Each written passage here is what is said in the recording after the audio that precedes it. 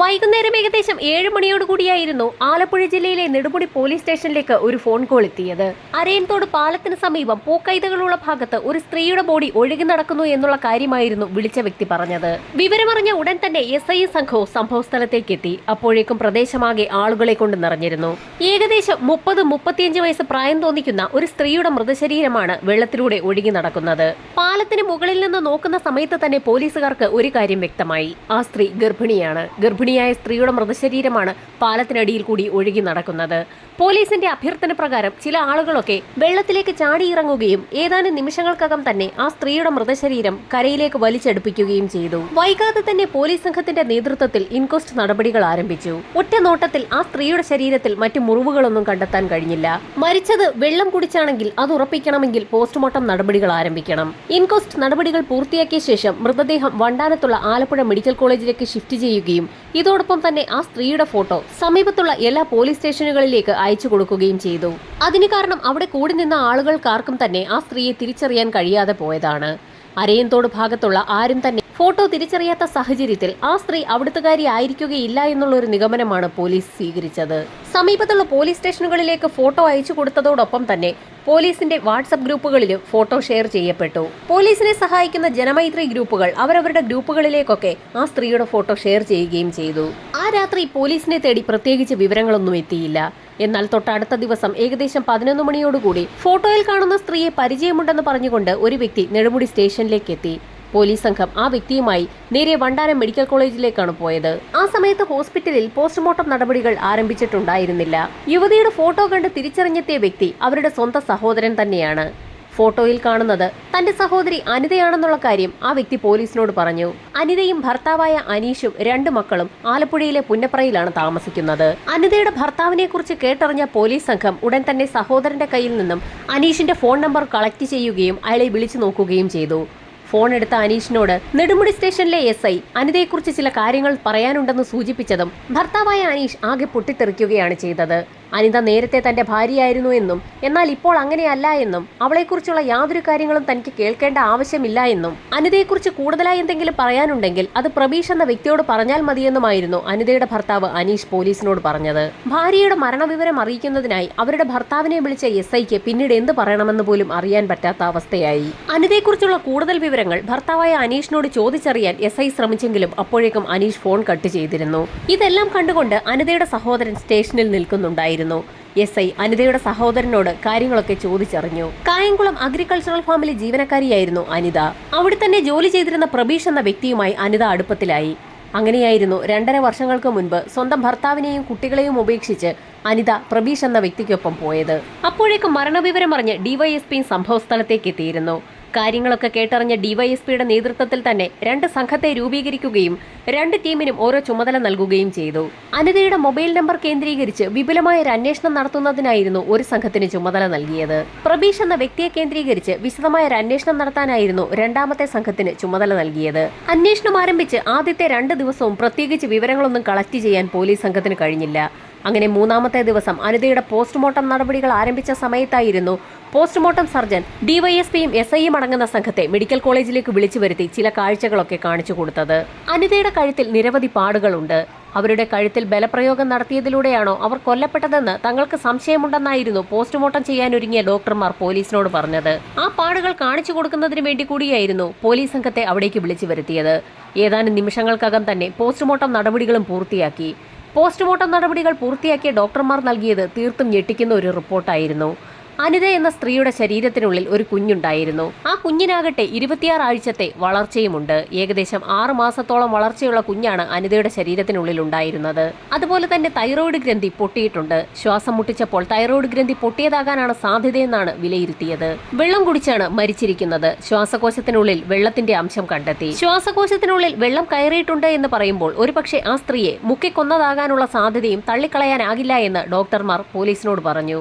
എല്ലാ കാര്യങ്ങളും വിശദമായി മെഡിക്കൽ കോളേജിലെ ഡോക്ടർമാരിൽ നിന്നും മനസ്സിലാക്കിയ പോലീസ് സംഘം തിരികെ സ്റ്റേഷനിലേക്ക് എത്തി. DYSPയും SIയും അടങ്ങുന്ന സംഘം സ്റ്റേഷനിലെത്തിയപ്പോഴേക്കും അന്വേഷണത്തിന് പുറപ്പെട്ട 2 അംഗ സംഘവും സ്റ്റേഷനിലേക്ക് അവർ കളക്ട് ചെയ്ത ഡീറ്റെയിൽസുമായി മടങ്ങിയെത്തിയിരുന്നു. അനിതയുടെ മൊബൈൽ നമ്പർ കേന്ദ്രീകരിച്ച് നടത്തിയ അന്വേഷണത്തിൽ അവരുടെ മൊബൈൽ ഫോൺ സ്വിച്ച്ഡ് ഓഫ് ആയിരിക്കുന്നത് കൈനഗിരിയിൽ വെച്ചാണെന്ന് കണ്ടെത്തി. പ്രബീഷിനെ കേന്ദ്രീകരിച്ച് നടത്തിയ അന്വേഷണത്തിൽ പ്രബീഷ് എന്ന വ്യക്തി യഥാർത്ഥത്തിൽ നിലമ്പൂരുകാരനാണെന്നും അയാൾ പിന്നീട് ആലപ്പുഴയിൽ വന്ന് താമസമാക്കിയതാണെന്നുമൊക്കെയുള്ള വിവരങ്ങൾ കണ്ടെത്താൻ കഴിഞ്ഞു. പ്രബീഷിനെ കുറിച്ച് നിരവധി കാര്യങ്ങളാണ് പോലീസ് സംഘം കളക്ട് ചെയ്തത്. കൂട്ടുകാർക്ക് മുൻപിൽ താൻ വലിയൊരു സംഭവമാണെന്ന് കാണിക്കാൻ വേണ്ടി പല കാര്യങ്ങളും ചെയ്യുന്ന കൂട്ടത്തിലുള്ള ഒരു വ്യക്തി ആണെന്നായിരുന്നു പോലീസ് കണ്ടെത്തിയത്. ഇല്ലാത്ത പല കഥകളും അയാൾ പറഞ്ഞുണ്ടാക്കാറുണ്ട്. കൂട്ടുകാരെയൊക്കെ പലപ്പോഴും ഭയപ്പെടുത്തുന്നതിനായി തന്റെ കൈവശമുള്ള എയർ പിസ്റ്റൾ അയാൾ പലപ്പോഴും ഉപയോഗിക്കാറുമുണ്ട്. പ്രബീഷിനെ കുറിച്ചുള്ള അന്വേഷണത്തിന്റെ ഭാഗമായി ഒരു സംഘം പോലീസുകാർ നിലമ്പൂരിലും എത്തി അന്വേഷണം നടത്തിയിരുന്നു. എന്നാൽ പ്രബീഷ് എന്ന വ്യക്തി 1.5 വർഷങ്ങൾക്ക് മുൻപ് നിലമ്പൂരിൽ നിന്നും ആലപ്പുഴയിലേക്കായിരുന്നു പോയതെന്നുള്ള വിവരം നിലമ്പൂർ നിവാസികൾക്ക് അറിവില്ലാത്ത കാര്യമായിരുന്നു. പ്രബീഷിന്റെ ഫോൺ നമ്പറും പോലീസ് സംഘം കളക്ട് ചെയ്തിരുന്നു. കൈനകരിയിൽ വെച്ച് അവസാനമായി മൊബൈൽ ഫോൺ സ്വിച്ച് ഓഫ് ആകുന്നതിനു മുൻപ് അനിത വിളിച്ചിരിക്കുന്നത് പ്രബീഷിനെ തന്നെയാണോ എന്ന് ഉറപ്പിക്കുന്നതിനായി പോലീസ് സംഘം ഒരു ശ്രമം നടത്തി. ഡിവൈഎസ്പിയുടെ നിർദ്ദേശം കിട്ടിയ ഉടൻ തന്നെ സൈബർ സംഘം ആ വിവരവും കളക്ട് ചെയ്തു. അനിത അവസാനമായി വിളിച്ചിരിക്കുന്നത് പ്രബീഷിന്റെ നമ്പറിലേക്ക് തന്നെയാണ്. അത് മാത്രവുമല്ല, ആ സമയത്ത് അനിതയുടെയും പ്രബീഷിന്റെയും മൊബൈൽ നമ്പറുകൾ കൈനഗരി ടവർ പരിധിയിൽ തന്നെ ഉണ്ടായിരുന്നു എന്നും അന്വേഷണ സംഘം കണ്ടെത്തി. കൈനഗരി ഭാഗത്തൊക്കെ അന്വേഷണം നടത്തിയെങ്കിലും പ്രബീഷ് എവിടെയാണ് താമസിക്കുന്നതെന്നുള്ള കാര്യം പല ആളുകൾക്കും അറിവില്ലായിരുന്നു. അഗ്രികൾച്ചറൽ ഫാമിൽ വർക്ക് ചെയ്യുന്ന ഒരു വ്യക്തി എവിടെയാണ് താമസിക്കുന്നതെന്നുള്ള കാര്യം നാട്ടുകാർക്കാർക്കും അറിവില്ല എന്ന് പറഞ്ഞ കാര്യം പോലീസിനെ തീർത്തും അമ്പരപ്പിച്ചു. പോലീസിന്റെ വിശാലമായ അന്വേഷണത്തിൽ മറ്റൊരു കാര്യം കൂടി കണ്ടെത്താൻ കഴിഞ്ഞു. അനിതയുടെ മൊബൈൽ ഫോൺ സ്വിച്ച് ഓഫ് ആയ ആ ദിവസം രാത്രി തന്നെ പ്രബീഷിന്റെ മൊബൈൽ ഫോണും സ്വിച്ച് ഓഫ് ആയിരിക്കുകയാണ്. കൈനഗിരി ഭാഗത്ത് വെച്ച് സ്വിച്ച് ഓഫ് ആയ പ്രബീഷിന്റെ മൊബൈൽ ഫോൺ എപ്പോഴെങ്കിലും ഓൺ ആകുന്നെങ്കിൽ ഉടൻ തന്നെ അത് ട്രാക്ക് ചെയ്യണമെന്ന് സൈബർ സെല്ലിന് ഡിവൈഎസ്പി അടങ്ങുന്ന സംഘം നിർദ്ദേശം നൽകുകയും ചെയ്തു. പ്രബീഷിനെ കുറിച്ച് കൂടുതൽ വിവരങ്ങൾ തിരക്കുന്നതിനായി പോലീസ് സംഘം അഗ്രികൾച്ചറൽ ഫാമിലെത്തുകയും അവിടെയുള്ള ജോലിക്കാരെയൊക്കെ ചോദ്യം ചെയ്യുകയും ചെയ്തു. എന്നാൽ പ്രബീഷിനെ കുറിച്ച് ആർക്കും വലിയ വിവരങ്ങളൊന്നും അറിയില്ല എന്നുള്ളതായിരുന്നു സത്യം. ദിവസങ്ങൾ പിന്നിട്ടിട്ടും ഒരു തുമ്പും കണ്ടെത്താൻ കഴിയാത്ത സാഹചര്യത്തിൽ പോലീസ് സംഘം ആകെ വലഞ്ഞു. ഈ സമയത്തായിരുന്നു സൈബർ സെല്ലിന്റെ ഭാഗത്തു നിന്നും നിർണായകമായ ഒരു വിവരം പോലീസിന് ലഭിക്കുന്നത്. പ്രബീഷിന്റെ മൊബൈൽ ഫോൺ ട്രാക്ക് ചെയ്തുകൊണ്ടിരുന്ന സൈബർ സംഘത്തിന് അയാളുടെ മൊബൈൽ ഫോൺ സ്വിച്ച് ഓൺ ആയി എന്നുള്ള വിവരമാണ് ലഭിച്ചത്. സ്വിഗ്ഗിയിൽ ഭക്ഷണത്തിന് ഓർഡർ ചെയ്യുന്നതിന് വേണ്ടിയിട്ടാണ് മൊബൈൽ ഫോൺ സ്വിച്ച് ഓൺ ആക്കിയിരിക്കുന്നത്. ഏത് ഹോട്ടലിൽ നിന്നാണ് ഭക്ഷണം കൊണ്ടുപോകുന്നതെന്നുള്ള കാര്യവും സൈബർ സെൽ പ്രത്യേകം നോട്ട് ചെയ്തു. സ്വിഗ്ഗിയിൽ നിന്നുള്ള ഡെലിവറി ബോയ് ഓർഡർ ലഭിച്ച ഉടൻ തന്നെ ഓർഡർ ഇട്ട വ്യക്തിയുടെ വീട്ടിലേക്ക് പോയി. എന്നാൽ തിരികെ ആ ഡെലിവറി ബോയ് മടങ്ങി വരുന്നതും കാത്ത് പോലീസ് സംഘം വഴിയിൽ കാത്തിരിക്കുന്നുണ്ടായിരുന്നു. ഡെലിവറി ബോയിൽ നിന്നും ഏത് വീട്ടിലേക്കാണ് ഡെലിവർ ചെയ്തതെന്നുള്ള കാര്യങ്ങളൊക്കെ ചോദിച്ച് മനസ്സിലാക്കിയ പോലീസ് സംഘം മഫ്തിയിൽ ആ വ്യക്തിയുടെ വീട്ടിലേക്ക് എത്തി. മഫ്തിയിലെത്തിയ 3 പോലീസുകാരിൽ ഒരാൾ കോളിംഗ് ബെൽ അമർത്തിയ ഉടൻ തന്നെ വാതിൽ തുറക്കപ്പെട്ടു. വാതിൽ തുറന്നെത്തിയത് സാക്ഷാൽ പ്രബീഷ് തന്നെയാണ്. മഫ്തിയിലുണ്ടായിരുന്നത് പോലീസുകാരാണെന്നറിയാതെ തന്നെ പ്രബീഷ് അവരോട് കാര്യങ്ങൾ തിരക്കി. തങ്ങൾ സ്വിഗ്ഗിയുടെ ഡെലിവറി ഓഫീസിൽ നിന്ന് വരികയാണെന്നും തങ്ങളുടെ ഭക്ഷണം ഓർഡർ ചെയ്ത് വരുത്തിയ പല ആളുകൾക്കും ചില അസ്വസ്ഥതകൾ ഉണ്ടാവുകയും അവരെയൊക്കെ ആലപ്പുഴ മെഡിക്കൽ കോളേജിലേക്ക് ഷിഫ്റ്റ് ചെയ്തുകൊണ്ടിരിക്കുകയാണെന്നും തങ്ങളുടെ ഭക്ഷണത്തിൽ എങ്ങനെയോ വിഷം കലർന്നിട്ടുണ്ടെന്നുമൊക്കെ മഫ്തിയിലെത്തിയ പോലീസുകാർ പ്രബീഷിനോട് പറഞ്ഞു. അതുകൊണ്ട് തന്നെ എന്തെങ്കിലും കുഴപ്പമുണ്ടോ എന്നറിയുന്നതിന് വേണ്ടി തങ്ങൾക്കൊപ്പം പ്രബീഷും ഹോസ്പിറ്റലിലേക്ക് എത്രയും വേഗം വരണമെന്നായിരുന്നു മഫ്തിയിലെത്തിയ പോലീസുകാർ പ്രബീഷിനോട് ആവശ്യപ്പെട്ടത്. ഭക്ഷണത്തിൽ വിഷം കലർന്നിട്ടുണ്ടായിരുന്നു എന്ന് കേട്ടപ്പോൾ തന്നെ പ്രബീഷിന് ആകെ വെപ്രാളമായി. അയാൾ ഉടൻ തന്നെ അകത്തുണ്ടായിരുന്ന തന്റെ ഭാര്യയും ഭക്ഷണം കഴിച്ചിട്ടുണ്ട് എന്ന് പറഞ്ഞുകൊണ്ട് അവരെയും പുറത്തേക്ക് വിളിപ്പിച്ചു. പോലീസുകാർ പറഞ്ഞ കഥ കേട്ട് വിശ്വസിച്ച പ്രബീഷും അയാളുടെ ഭാര്യയും ഉടൻ തന്നെ പോലീസുകാർക്കൊപ്പം അവർ വന്ന വാഹനത്തിലേക്ക് കയറുകയും അവിടെ നിന്ന് പുറപ്പെടുകയും ചെയ്തു.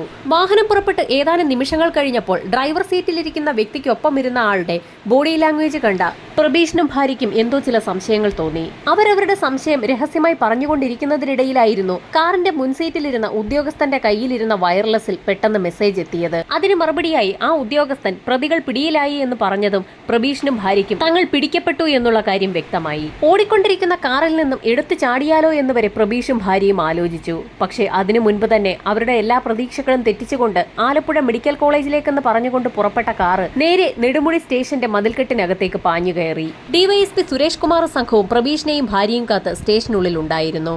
സ്റ്റേഷനിലേക്ക് എത്തിച്ച പ്രതികളെ ഇരുവരെയും പോലീസ് സംഘം വിശദമായി തന്നെ ചോദ്യം ചെയ്തു തുടങ്ങി. പോലീസ് സംഘത്തോട് പ്രബീഷ് പല കഥകളും പറഞ്ഞു തുടങ്ങി. നിലമ്പൂരിൽ നിന്ന് ഒരു ജോലി അന്വേഷിച്ച് ആലപ്പുഴയിലെത്തിയ പ്രബീഷിന് അവിടെ അഗ്രികൾച്ചറൽ ഫാമിൽ ജോലി ലഭിച്ചു. അവിടുത്തെ തന്നെ മറ്റൊരു ജീവനക്കാരിയായിരുന്നു അനിത. പ്രബീഷുമായി അനിതയ്ക്ക് സൗഹൃദമുണ്ടായിരുന്നു. ഭർത്താവ് അനീഷുമായി അത്ര രസത്തിലല്ലായിരുന്നതുകൊണ്ട് തന്നെ പ്രബീഷുമായുള്ള അനിതയുടെ ബന്ധം വളരുകയും ചെയ്തു. അവർ തമ്മിലുള്ള ബന്ധം വളർന്നപ്പോൾ ആലപ്പുഴയിൽ നിന്നും പ്രബീഷ് അനിതയും കൂട്ടി കോഴിക്കോടേക്ക് താമസം മാറി. ഏതാനും നാളുകൾ കോഴിക്കോട് താമസിച്ച ശേഷം ഇരുവരും പാലക്കാട്ടേക്ക് താമസം മാറ്റുകയും ചെയ്തു. ഈ സമയത്തൊക്കെ ഇരുവരും അവരവർക്കറിയാവുന്ന ജോലികളൊക്കെ ചെയ്ത് ജീവിതം മുൻപോട്ട് കൊണ്ടുപോയിക്കൊണ്ടേയിരുന്നു.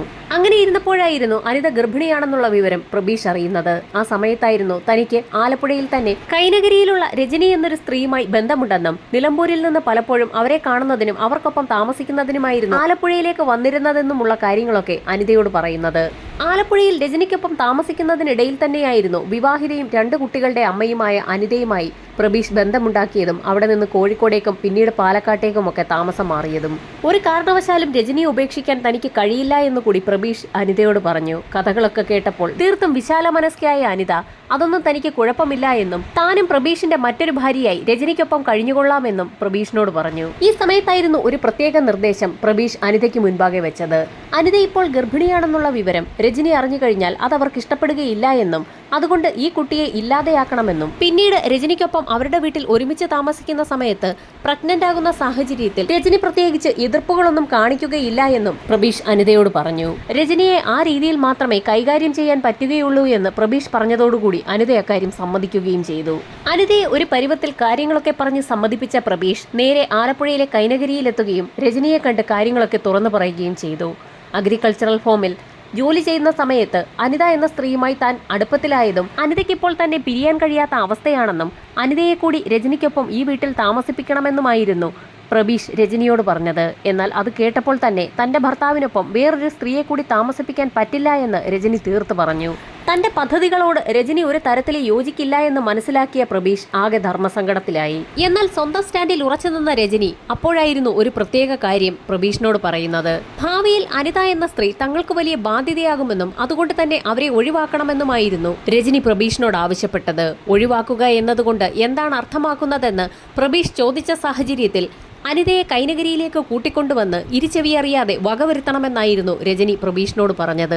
ഒരാളെ കൊല്ലാൻ പറയാൻ ഒരു മടിയുമില്ലാത്ത സ്ത്രീയായ രജനി സ്റ്റേഷനിൽ കൂളായി നിൽക്കുന്ന കാഴ്ച ഡിവൈഎസ്പി അടങ്ങുന്ന സംഘം തീർത്തും അമ്പരപ്പോടുകൂടിയാണ് നോക്കിക്കണ്ടത്. അങ്ങനെ രജനി പറഞ്ഞതനുസരിച്ച് പ്രബീഷ് ആലപ്പുഴയിലേക്ക് അനിതയെ വിളിച്ചു വരുത്തുകയും കൈനഗിരിയിലുള്ള രജനിയുടെ വീട്ടിലേക്ക് അവരെ കൂട്ടിക്കൊണ്ടുവരികയും ചെയ്തു. വളരെ സന്തോഷത്തോടു കൂടിയായിരുന്നു രജനി അനിതയെ വരവേറ്റത്. രുചികരമായ ഭക്ഷണം ഒരുക്കി അനിതയ്ക്കായി രുചികരമായ ഭക്ഷണവും ഒരുക്കി വെച്ചിട്ടുണ്ടായിരുന്നു. ഭക്ഷണത്തിന് ശേഷം നേരത്തെ പ്ലാൻ ചെയ്തതനുസരിച്ച് പ്രബീഷ് ഇരു സ്ത്രീകളുമായും പരസ്പര സമ്മതത്തോടുകൂടിയുള്ള സെക്ച്വൽ റിലേഷൻഷിപ്പിൽ ഏർപ്പെടുകയും ചെയ്തു.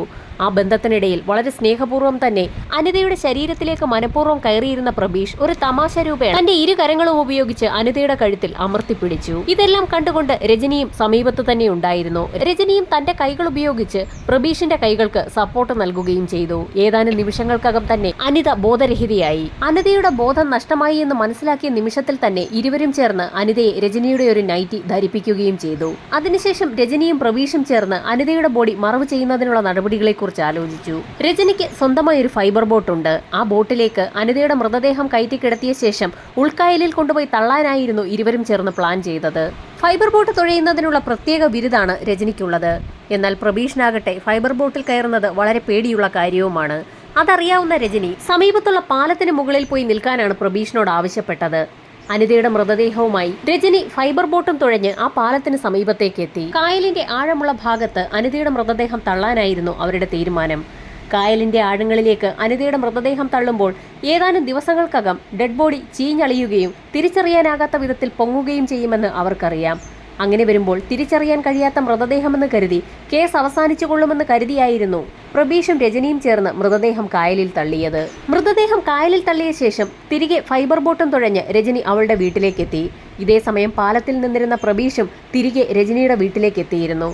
ശേഷം ഇരുവരും ചേർന്ന് അനിതയുടെ ആ വീട്ടിലുണ്ടായിരുന്ന സാധനങ്ങളൊക്കെ ഒരു കവറിലേക്ക് മാറ്റുകയും അതൊക്കെ കായലിലേക്ക് എറിയുകയും ചെയ്തു. അനിതയുമായി ബന്ധപ്പെട്ടുള്ള ഒരു സാധനങ്ങളും ആ വീട്ടിലുണ്ടാകാൻ പാടില്ല എന്ന് അവർക്ക് ഉറപ്പുള്ള സാഹചര്യത്തിൽ അനിതയുടെ മൊബൈൽ ഫോണും സ്വിച്ച് ഓഫ് ആക്കി ആ കായലിലേക്ക് വലിച്ചെറിയുകയായിരുന്നു. തൊട്ടടുത്ത ദിവസം തന്നെ അവിടെ നിന്നും എങ്ങോട്ടെങ്കിലും മാറിപ്പോകാനായിരുന്നു ഇരുവരുടെയും തീരുമാനം. എന്നാൽ അവരുടെ പ്ലാനിങ്ങുകളൊക്കെ തെറ്റിച്ചുകൊണ്ട് തൊട്ടടുത്ത ദിവസം തന്നെ അനിതയുടെ മൃതദേഹം കായലിലൂടെ ഒഴുകി നടക്കുന്നത് പാലത്തിന് മുകളിൽ നിന്ന് ഒരു വ്യക്തി കാണുകയായിരുന്നു.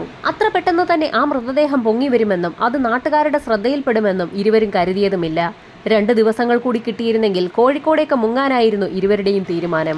അങ്ങനെ തീരുമാനിച്ചിരിക്കെയാണ് പോലീസുകാർ അവരെ കബളിപ്പിച്ചുകൊണ്ട് മഫ്തി വേഷത്തിൽ അവരുടെ വീട്ടിലേക്ക് എത്തിയത്. പ്രബീഷിന്റെയും രജനിയുടെയും മൊഴികൾ കൃത്യമായി രേഖപ്പെടുത്തിയ പോലീസ് സംഘം അവരുമായി തെളിവെടുപ്പ് പൂർത്തിയാക്കുകയും കുറ്റപത്രം കോടതിയിൽ സമർപ്പിക്കുകയും ചെയ്തു. അതിവേഗത്തിൽ അന്വേഷണം പൂർത്തിയാക്കിയ പോലീസ് സംഘത്തിന് കോടതിയുടെ പ്രത്യേക പ്രശംസയും ലഭിച്ചു. വിചാരണ ഉടൻ തന്നെ ആരംഭിക്കുന്ന സാഹചര്യത്തിൽ പ്രതികൾക്കുള്ള ശിക്ഷ എന്താണെന്നുള്ളത് വൈകാതെ തന്നെ അറിയാം.